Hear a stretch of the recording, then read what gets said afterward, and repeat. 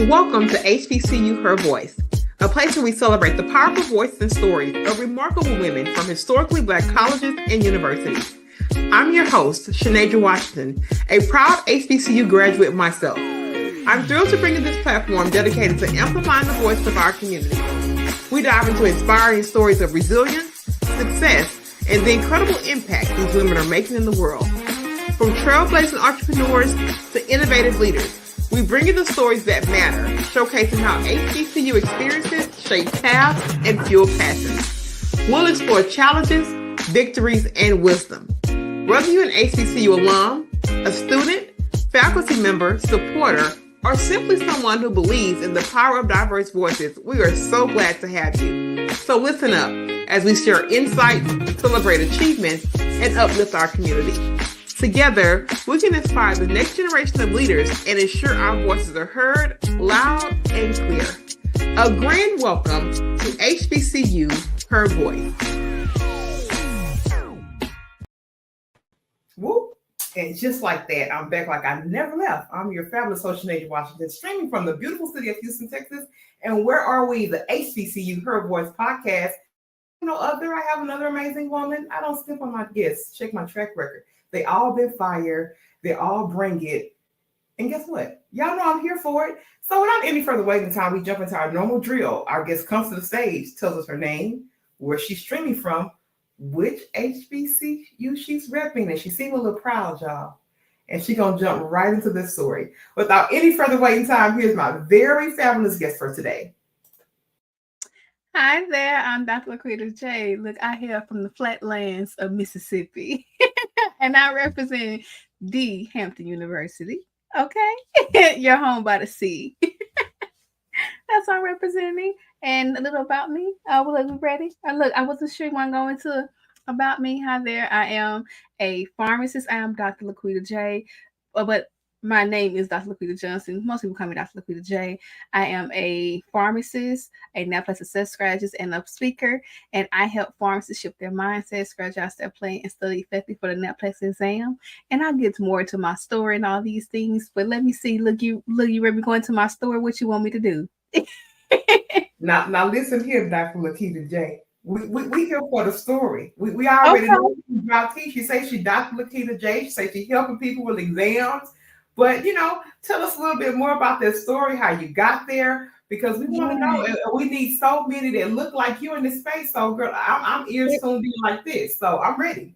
Yes, I am a pharmacist. I started as a pharmacist. And a fun fact, I tried to do some research before I came here, but it's a fun fact. I'm just going to say make sure I'm correct. It's less than 10. It's on less than 10 HBCUs have pharmacy schools. So where they said it was 7, but some people say 6. So I wasn't sure. So I'm going to say less than 10 to be for sure. So there's only like less than 10 pharmacy schools that HBCUs that have pharmacy schools. And in the pharmacy profession itself, about 4% of the profession is Black. So that's definitely one thing. But although there's only like a couple handful, of HBCUs that have pharmacy schools, all of them offer pre-pharmacy. So that's one of the things there. Because pharmacy has been a booming career over the past couple of years. And how I got introduced to the pharmacy field is something so simple. I'm going to tell you, I come from the Flatlands, Mississippi. I come from an underserved community. I come from the AKA hood. And one of those things was all about you have basketball players, you have this person. And my whole thing was I'm got the hood through my education. And I was literally working at Wendy's, and my cousin was like, I want to be a pharmacist. I was like, girl, what's that? And she's like, oh, and I was like, she told me, I was like, oh, okay, I want to do that too. They make a whole lot of money.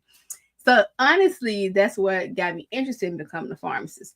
Got into pharmacy school, I learned about the profession. I really learned about how much we really do impact. Because the truth of the matter is, pharmacists, for all of those who are listening, who want because I know you probably seen us in Walgreens or CVS. Pharmacists are the ones, you might say just put pills in the bottle. No, we are the medication experts. We are the ones that make sure your medication is safe, effective, that nobody kills you, that you're on the best drug at the best time, make sure you're adherent to the medications. We do all that because truth of the matter is, whether it's your doctor, your nurse, whoever other healthcare professional, they only have about 1 or 2 semesters of learning about drugs. we spend 3 to 4 years learning about them. So this is why we're the medication experts, okay? So that's definitely one thing. And that's how I got into pharmacy. But what I do is I introduce myself is that I am a Naplex assessed strategist. And the Naplex is our pharmacy licensure exam. Now, my unique story is that after I graduated from pharmacy school, got my degree, PharmD, you have to pass the exam to become an RPH. And for me, I had trouble passing my exam. It took me 3 times to pass my exam. And in that process, it was one of those things of I had to, of course, build resilience, remind myself who I was, but I also saw the need of it because when people heard I failed, it was a shock because I was one of those star stellar students and always active. And they heard I failed, but then to me take it 3 times and overcome it. And then when I got into practicing, the thing about me is unheard of. I went from community pharmacy, what you see at Walgreens, to prior authorizations. That's on the clinical side of stuff with insurance company, even going to the government sector. So it's one of those things that people is unheard of. Someone who's deemed a failure who actually succeeds. So that's my story. But in that midst of it, I kept getting like people share my story, like you should reach out to her. She took the exam 3 times and she passed, and she's doing all these great things. And I just really saw a need to help pharmacists because the thing about it is you may have the prep books and all those stuff, but nobody really tells you how. They may provide a resource, but nobody tells you how to think like a pharmacist. Nobody tells you how to study, to prepare, to recall, apply the information. And I saw a need for it. And it was one of those things of having someone sharing my story, talking to this lady, this doctor, and she has, because pharmacists, we got doctors, and she couldn't pass her exam, and she was working at Waffle House. And it was just a thing of not to knock her anything, because I mean, hey, you need the coin to get your money, and she had responsibilities. However, it was one of those things of, this is somebody who has a doctor of pharmacy who's working at Waffle House to make ends meet. And it was truly that, her story. Then people constantly ask me, I birthed a company, Pharmacy to RPH, and we specialize in personal branding, career development, and exam preparation. And that's what we do. That's my story. And it has been truly a journey to do this, to work. Absolutely. Look, I'm already seeing the sprinkles of triumphant. Like there's some victories here, right? So she's saying 3 times, y'all. 3 times for is it Naplex or Naplex? Look, whatever you want to say, because people say Naplex, Naplex. It's one of them things, and I too. We from the South. It's a little country draw, but we're gonna move on forward. Okay, so what I see, because that was the first thing, and I was like, Dr. LaQuita better tell us what the heck this Naplex is, because I don't know. This is definitely the pharmacy terminology. I know you guys go through a series of tests, but what for you? I mean, because failing it obviously 3 times, there was some disconnects, and of course, your program addresses this in some degree, right? Address those disconnects. What are kind of like those top 3 disconnects? Like, what makes it so hard for people to kind of come from, let's say, the classroom to the test? Because I mean, it's been a long time since I've had the test personally, but I had my own personal tactics that I had to use to pass tests. Like, I understand my learning pattern now. I didn't then, but just kind of talk to us about, you know what I'm talking about? And that's one of the things. And that's and one, let's get, like I'll talk about, like I said, the one thing we do, I shift your mindset. So one, mindset including emotions, who you are as a person.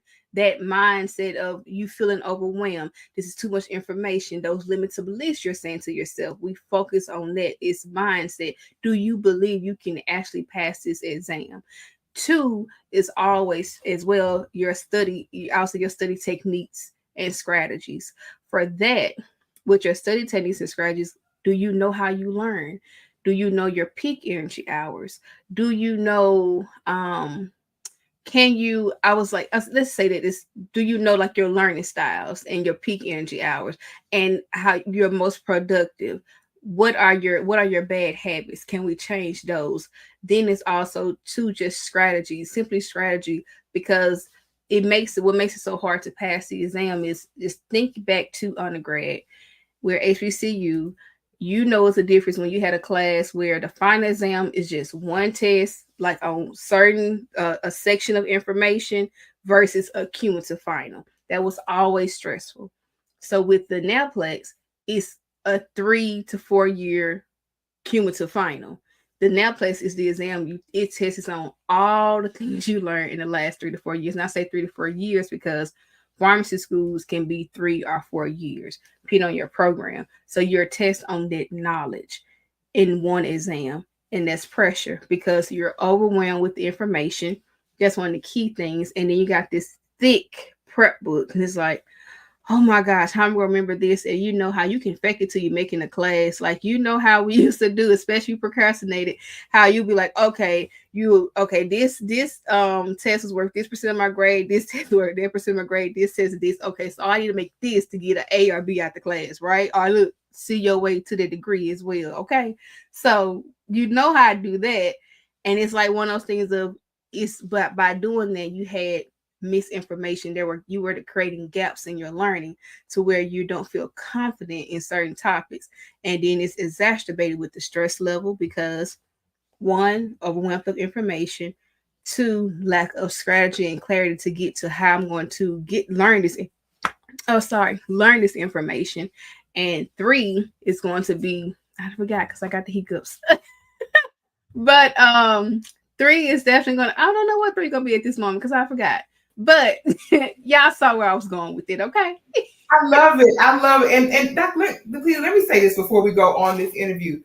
Thank you for bringing such a human and beautiful essence to a pharmacist, right? We don't typically get to see the human pharmacist because most of our look at a pharmacist is at Walgreens, CVS, Walmart. We got HEB here in Texas, or wherever, Kroger, wherever these stores are. Those are typically, that's all you see is the person back there in their white jacket, behind the yeah. Like, what they doing? They ain't doing nothing. It's like you back there using your brain. That's where I started out at. Like, you use your brain. It's one of those things of how can I move quickly, safe, effective, and not kill nobody. The whole goal of a pharmacist, if you're a good pharmacist, look, not to kill nobody today. So it's like, I know it makes it like, because sometimes I remember, especially me working there, I was like, look, they got all these measures. Your job got to have all these measures. You got to get this immunization. You even on a time limit. Like when they say that 15 minutes, and you become a waiter, you have. It's just like it's like a almost like a healthcare of McDonald's or something. Sometimes people think it's Burger King. They can have it their way. It's how with these customers are sometimes. However, it's one of those things that we're always using our brain. We're always trying to see if it's the right medication. Is it did the technicians type it in right? Is this even appropriate for you? Because sometimes you have to call doctors like, look, this dose is probably gonna kill somebody. I don't recommend this. Or do you know this patient's taking this medication and this medication, this contraindicating with each other? Is it most appropriate? And then of course, one of the biggest things I've been a pharmacist, and I think people underestimate, is that we are the most accessible healthcare provider. Think about it. You have to make an appointment to go see your nurse, appointment to see your doctor. You just walk up to the counter at your local store. It's a pharmacy in every other corner. You just gonna walk up to the counter and say, "Hey, I want to speak to the pharmacist," and get free consultation. That is something not seen. So I like, we are the most accessible healthcare provider. Everyone else, you need an appointment. You don't need an appointment to talk to a pharmacist. You can walk up to us, and then we make. Yeah, and make it save you some money. Because I know, like, this one person, I never forget, and it's like us always like my family members, right? Of course, they just think, oh, you just such and such, so it's nothing. But I remember, like, it was my uncle. He's like, I got this rash. I mean, he looked, I was like, oh, you got shingles. My aunt's like, girl, I ain't never heard of that. I don't see that. I don't say he got shingles. I said, he got shingles. He need to go to the doctor before he get nerve damage. And they wait a couple of days, went to the doctor. You were right. We got shingles. Yeah, I'm sorry, but yeah, we are doctors. We're not the assistants to the doctors. We are doctors ourselves.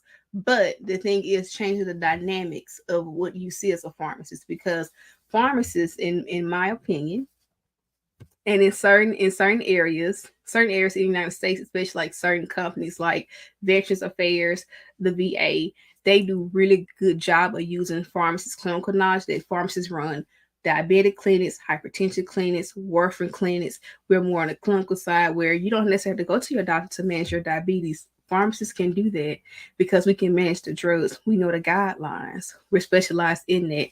The lifestyle changes. We can do that clinical aspect of it.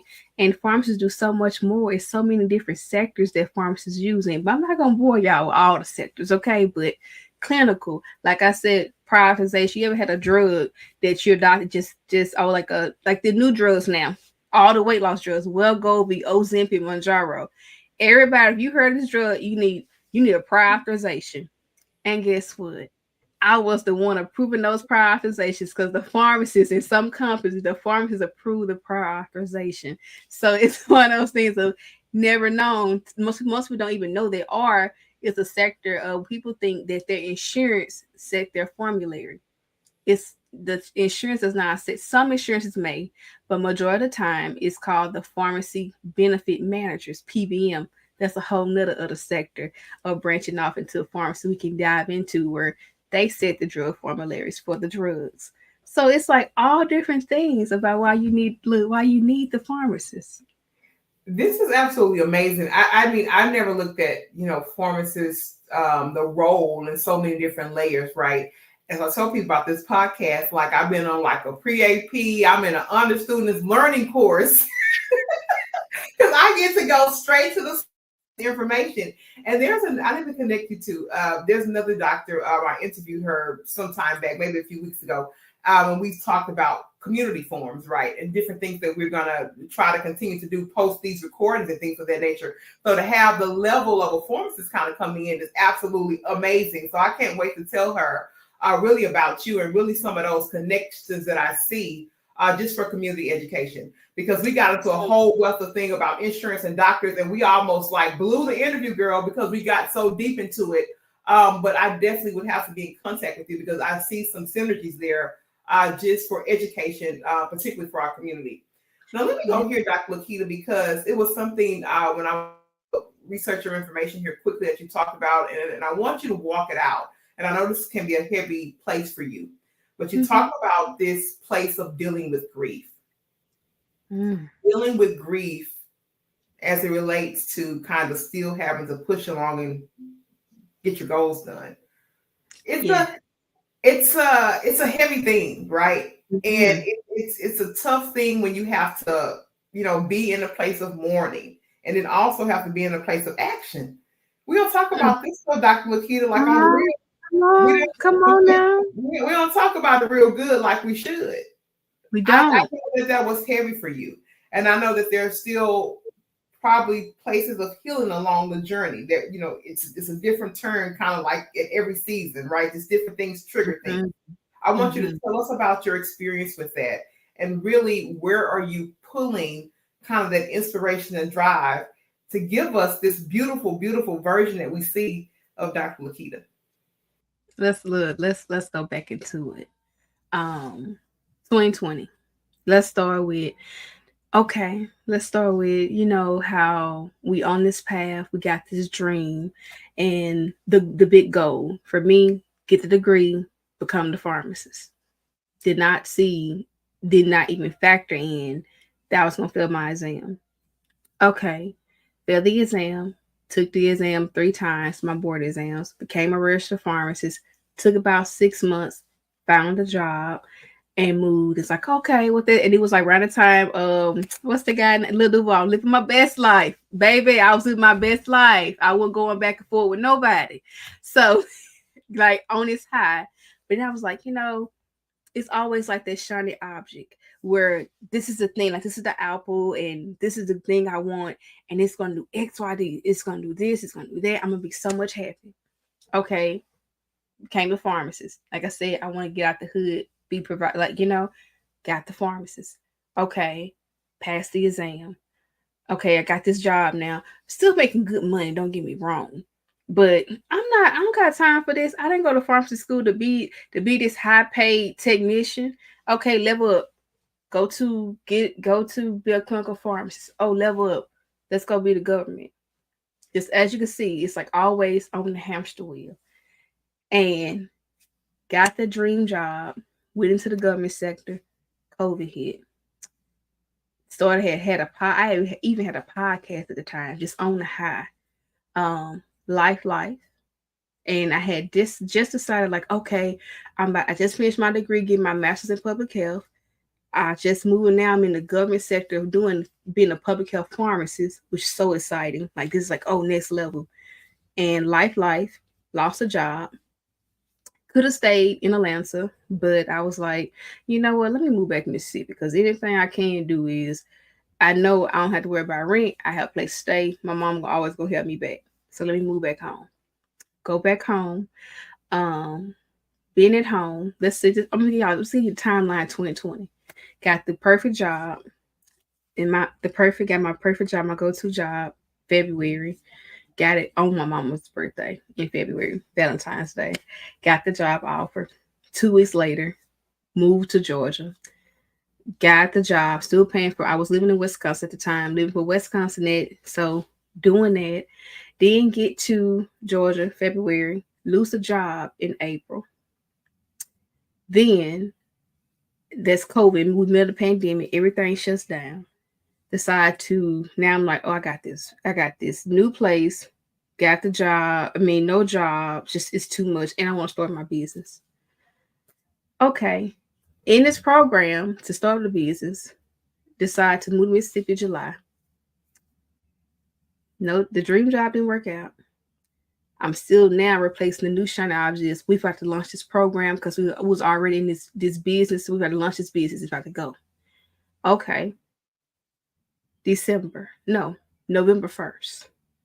Mom is diagnosed with stage 4 lung cancer. 6 weeks later, mom's dies. Grief. I'm grieving with loss of the perfect job. I look at my mom just passed in literally 6 weeks. At this place where this life I thought was going to be it. I'm a whole doctor. Why am I sitting here? Oh my gosh, excuse my dog in the background. But I hope just to ignore her. But not having the life that I thought I was going to have. It was just so disheartening. I couldn't take it. And then not only my mom died, grief, dying in general, it's COVID, pandemic. You can't have funerals. You can't see people like you used to because it's a pandemic. And my whole thing was my mom was going to die. She's about to die. But what she will not die from is COVID. It will only be lung cancer, and that's it. So that's my motto. And my motto's always too, like my mom is my best friend. She would not, if she looks bad, nobody's gonna see her all the things, right? I'm saying to say because death brings the ugliest out of people. My family turned their back on me. My family advocated, plot and schemed, didn't even attend my mama's funeral. Anything, somebody that gave us something, donated, never received it, probably to today don't even know. It was the ugliness of just ugly in the pit of grief. So come 2021, I'm just literally broken. I'm hurt. I'm really surviving. And the only outlet I'm trying to do is like, okay, we're going to work this business. Still work the business. Give me something to do. Just surviving. Then I actually had started a job at part-time in my mind, I was going to help my mom out. So let me go back to part-time as a pharmacist in practice. Did that and started. So 2021, just dealing with life, surviving, just there. 2022 came. My mind was still in 2021 because it was too much to handle, too much to do. And I'm just literally just going through the motions of life. I can't really tell you much about it because it's truly a blur. It's only certain things I can't remember because I just couldn't. It was too much to handle. And then in 2023, my best friend gets pregnant. And when she gets pregnant, it was one of those things that I said to myself, she's pregnant. She's about to birth something. LaQuita, what are you birthing? How can your life be changed the next 6 months? The next 9 months? What kind of seed are we going to produce? And I started reflecting on that because My therapist, I tried therapy. I was trying therapy. Of course, praying in Bible study groups, journaling. Um, I gained a whole lot of weight during that time. I was doing all the things with motion. It was just when it was just 2023 hit me like, what am my life like? These past 2 years have been a complete blur of 3 years since my mom died. I was like 2.5. What do I want my life to be like? I had to go look into myself. And it's like, what's your purpose? At one point, I thought it was pharmacy. I thought it was this. I thought it was that. But honestly, it's like I'm good at a lot of things. But honestly, I don't know what the purpose of it is. But I'm gonna keep moving. And it's like I just really start to understand what does my best self, best life look like. And something as simple as getting this Apple Watch. And I shouldn't I ain't say Apple Watch, fitness watch, because y'all should be paying me for this, okay? But getting this watch and deciding that I'm going to close my rings every day, start moving and walking. That changed. Just started moving, saying, now I'm ready to release this weight. I don't say I don't say lose weight because you can gain it back. I'm ready to release this weight. I'm ready to shed this. I want to look so different the next 6 months. I can't even recognize myself. And I started on that. I started journaling more about being intentional of who I want to be. What is my best, like literally, what does my best self, best like look like? I don't know, but I do know I like nature. I like to create. I love talking about God. It's really my faith that has helped me. Just me saying yes, even in my weakness, saying, okay, I'm going to lead Bible study groups on Mondays just even though I don't even have the capacity to do it, but I'm gonna do it in my weakness because in my weakness, God is strong. So I'm gonna keep on moving. And it's like, and that has been the thing of what success looks like. What is it? Is to keep moving. Don't because when you stop, that's when you become a failure. And that's something I always tell my clients: you're not a failure because you failed an exam. You're not a failure at all. You're not a failure because you got fired from a job. You're not a failure because the relationship didn't work out. No, it's when you stop and you let that become your reality. That's when you fail. And for me, I was I wasn't thriving. I was really surviving. I was stuck there. I had reduced my life to the events that I was facing. And it's the hardest thing for me to do. I Hardest love thing. it. I mean, and thank you so much for your courage and transparency here. For you to openly say out of your mouth that the past couple of years has been a blur. I just couldn't wrap my mind around it because people will fake the funk. They will sit up here and say, XYZ, I was doing this, and Dr. Peter said, nah, it was a blur. I just didn't know, right? And I was trying to get myself to a place to where I can get back on seemingly down. So thanks for sharing that, and I honor you in your kind of fight with grief because it's forever. It's just one of those things. I just want to be transparent with it. I just was having some conversations about grief as it relates. So I always say my aunt when she died suddenly in 2013, and it's been 10, 11 years now. There's still days where it feels like somebody just called me with the call of death, right? So I know what it can be like. And I would never say that mine feels like yours, but I know what the path of grief can definitely be. So thank you for sharing that. I want to, of course, before we get out of here, I want you to give people where to contact you, where to find out about the different things. I mean, you have a lot going on. We especially let us know about that Naplex because, like I said, I see some synergies here with someone else I was talking to. I want you to give us some information on where to contact you regarding those services. Yes, contact me at LaQuitaJohnson.com. We're having our first product and we'll be having a challenge called Passing Naplex in 40 Days Challenge coming up very soon. I believe it's going to be September 30th. So definitely that. And we'll always have some throughout the years. So just look out for that. And we're having our first product and it is going to be the Naplex Blueprint. It's like having a coach in your pocket. It's one of those things of you feel like I'm there, but I'm not. Gives you strategy, help you with confidence and mindset, and it's really a realistic approach to reduce the overwhelm that you have when you're studying for the Naplex exam. It helps you to give you a study schedule as well as review and all the things that I think that are very important. I would tell my client to say, hey, make sure you know this on the exam. It'll be in the blueprint to make sure you know this in the exam. So definitely that. I love it. And Dr. LaQuita, your dog, so you're going to give me a chance on this mic. You heard me? You can't. I love, Girl, I just mute my mic, like, girl, and then somebody, girl, then somebody at the door. That's how, no. That's how it always is. We've had all kinds of stuff happen on the show, and I say, baby, let your life be your life, okay? We have. Hey, but look, y'all can hear my life, cause honey, I'm at my dog barking. Somebody on the porch. I think it's my grandma. I'm trying to shut my curtains so nobody can interrupt me while baby, we out here real. Okay. Look, I am here for it. I'm like, don't be trying to shut that baby up. That baby say he got to work this day on the. It is. Oh my God. I love it. I want to ask you this question because it came to me as you were kind of talking. A lot of times, sometimes I ask reflection questions or I ask questions about, if you got to a certain point in life to kind of look back and what are you hoping people say. But for you, I think 5 years from now, right? You don't know what LaQuita's going to be doing, Dr. LaQuita, where she is. She might be across the water somewhere. We don't know. But I'm just saying, from your seat, if you can speak forward to her and tell her, like from this seat, some seeds of like, girl, you just better buckle down, do it.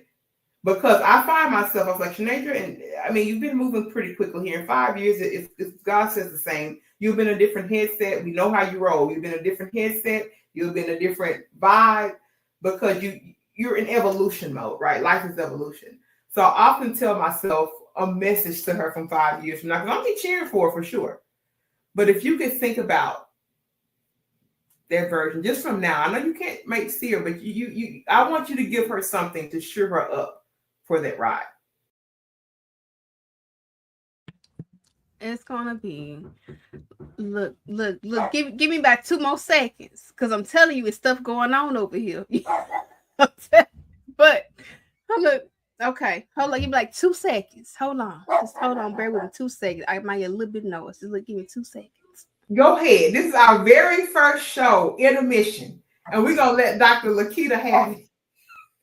You do it, Dr. LaQuita, and we have it here on the set.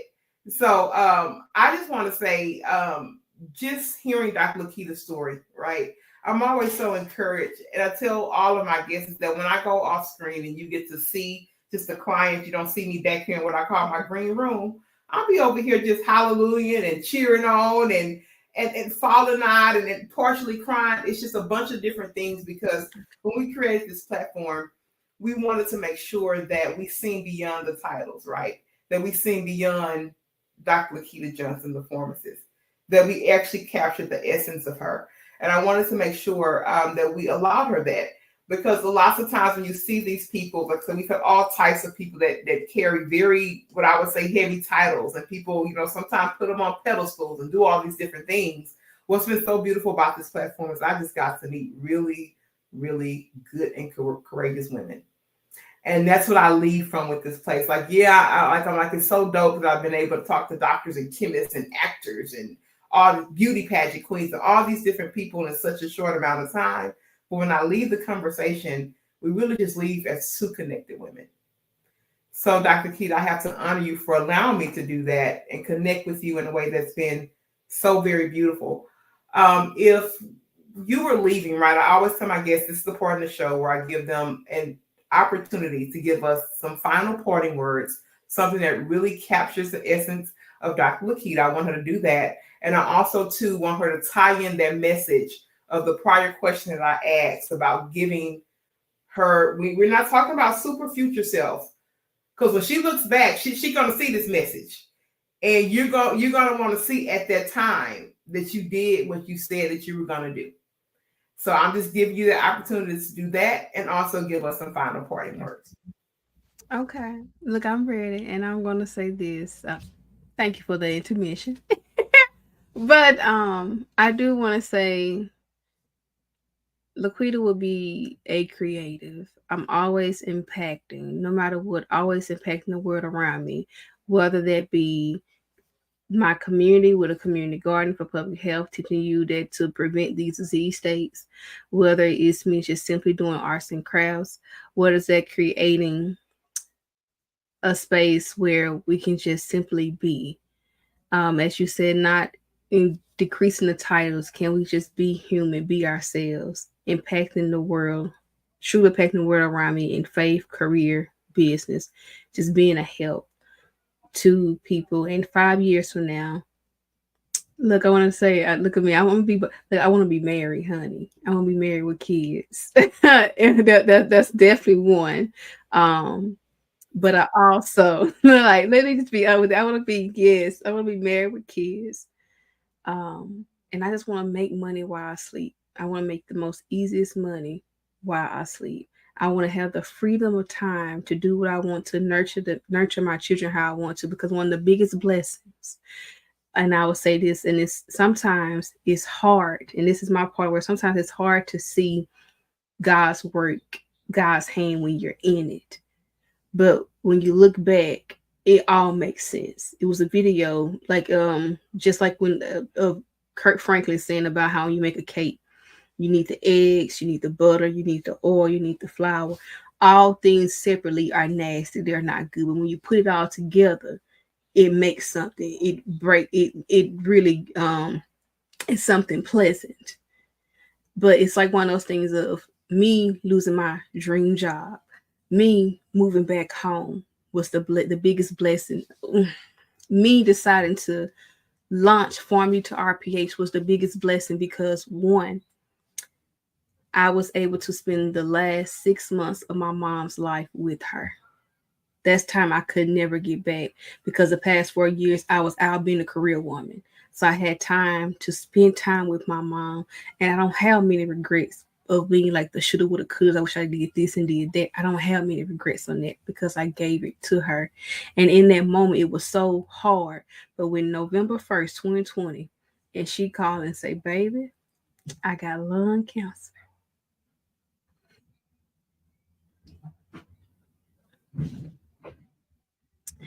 It's all over my body. Take your time. And it's all over my body. All I could say was, "Thank you, Lord. I understand why. Mm-hmm. I understand why." And me deciding to launch this business, start part time, I was able to grieve. I didn't have to go perform for a job, because LaQuita has always been performing. I didn't have to perform anymore. I showed up and I just be. I sat in my grief. I went through every phase. I didn't have to perform. I didn't have to say, "Oh, look, get yourself together because you got to go to work. You got to get this. You got to do that." No. There were even moments in time where I was like, I told my clients, "Look, I need to take a sabbatical because I don't got it in you. My cup is empty." And that's my thing is now I run from a cup of overflow. It said the scriptures, the good book says that my cup runneth over. I can't give you nothing if my cup ain't full. And therefore, I'm not even forgive you when it's full. I'm giving you my run over so I never run out. And that is my parting words of that job gonna be there. That's gonna be there. You make sure you give people your run over. Don't let your cup run dry. And everything work together for the good of those who love the Lord and call according to his purpose. No matter what, it's gonna work out. You gotta say it's for my good. When you get that bad news, it's for my good. When you lose that job, everybody knows Jeremiah 29:11, for the plans I know you, says the Lord, to give you a future and a hope. So the plans to prosper you. So when all that bad things say, you gotta quote, you gotta speak to that thing and say, "No, my God said my plans are good, not for disaster. He gonna give me a future and a hope." You gotta keep saying that. Trust the Lord. Let me not lean onto my own understanding. You have to constantly do that. This is how I have survived. I'm still surviving. I'm still in my right mind. And even if this ain't you right here, right now, you gotta tell yourself, because one day I told me, you got out of bed this morning, you brush your teeth, you wash your face, you took a bath, you put on clothes. Girl, you doing all right today. And that's it. That's all you need. Those are my party words. I hope some I said resonated where it needed to resonate, touch you where it needed to touch. And I just thank you. I thank you, thank you, Oh, thank you. you are more than welcome. I thank you again. And I tell people the best thing about this platform for me is that I get to give roses and give them more abundantly. So today, like Dr. LaQuita Johnson, you have my roses from here. Thank you. Thank you, Doc. Look at me. It's been worth it. It's been worth it. There's no other thing that nothing but divine for us to be here today on such a short notice. The conversation had to happen. The paths had to cross. We had to have the movement. So for that, I am thankful, and I don't take it lightly. So I honor you on today, and I want to thank you for being here. And to all our fabulous listeners at the HBCU Her Voice, y'all, I told y'all at the beginning, we don't skip on this platform. It has been created how it has been created, and it is flowing how it is supposed to flow. So really in no time, I'll be back with another amazing woman on the HBCU Her Voice podcast, and we thank you. Thank you.